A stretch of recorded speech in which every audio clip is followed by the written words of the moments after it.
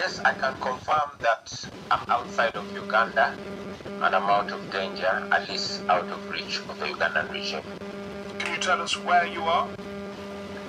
I cannot reveal where I am now, but I will be able to reveal in the coming hours. I see. And just to clarify exactly what's been happening, you've been in hiding, basically, in Uganda for 2 months until what, today or yesterday? I cannot reveal the exact time or day or location that I used to leave Uganda because that would land so many people in trouble.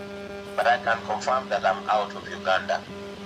Without compromising those people who protected you, can you tell us how it was possible for someone such as yourself, a very prominent citizen of Uganda, to be able to hide for 2 months? It's incredible. Well, people concealed me.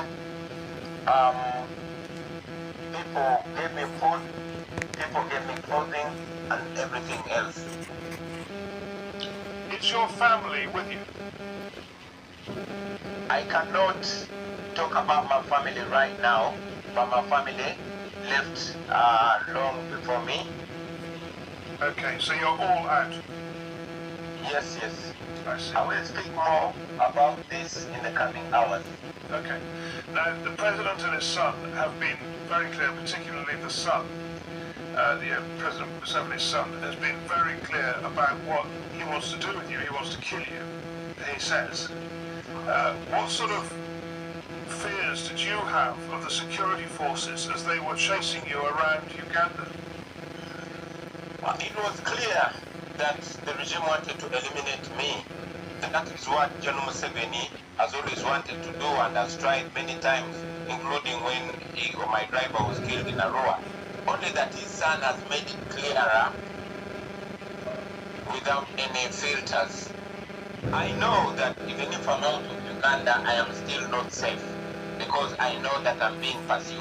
I'm being pursued by a regime that has everything it needs. A regime that is also able to, pursue his political enemies wherever they are. Right now, as we speak, I can claim that I'm safe, but you can imagine how hard it was for me knowing the relationship that General Museveni has with all the neighbors around, Just to explain what you're saying that President Museveni's been in power so long, he has good relationships with a lot of neighbouring countries that could turn you in, basically. Yeah, you have seen it many times.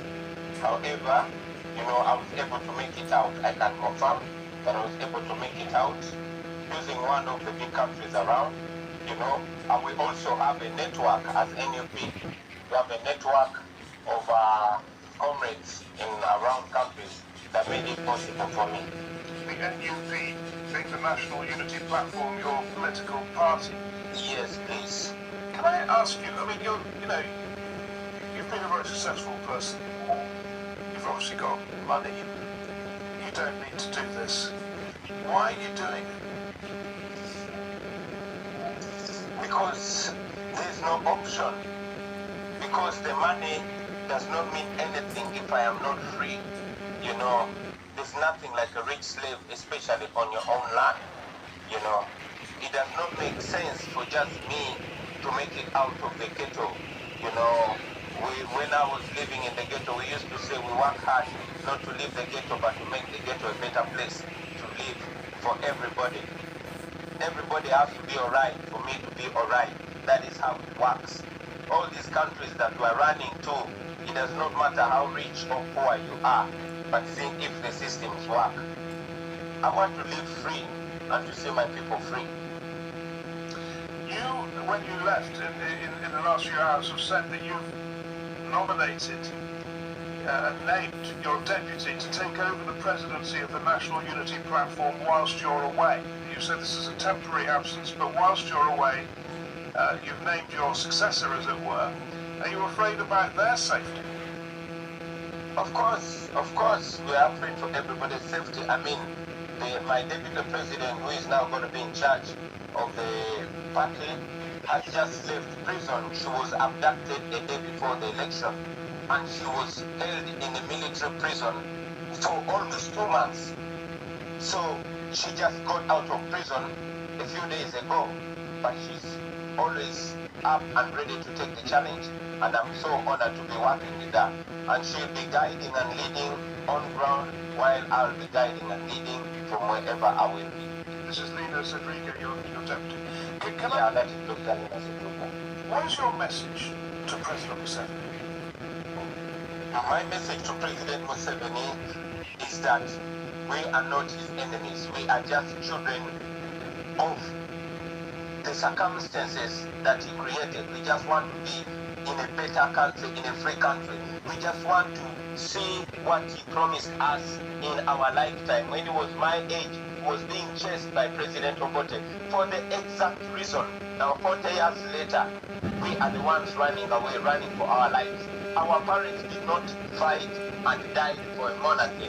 They fought and died for the country that would make life better for their children and their posterity. That is what we are fighting for. That is what we are going to die for if we must die. You've left the country now. You want to get back, but that won't be easy. And it is pretty much an iron rule of politics that leaders in exile become less relevant. You have real relevance when you're in the country resisting. When you're outside, it's more difficult. Are you anxious about that? Like I said, I left briefly, and I'll be going back to my country. But I know that still, while we are effective within the country, the machine that keeps General Museveni going is up there in the West. If the international community was not supporting our operation, maybe we would have freed.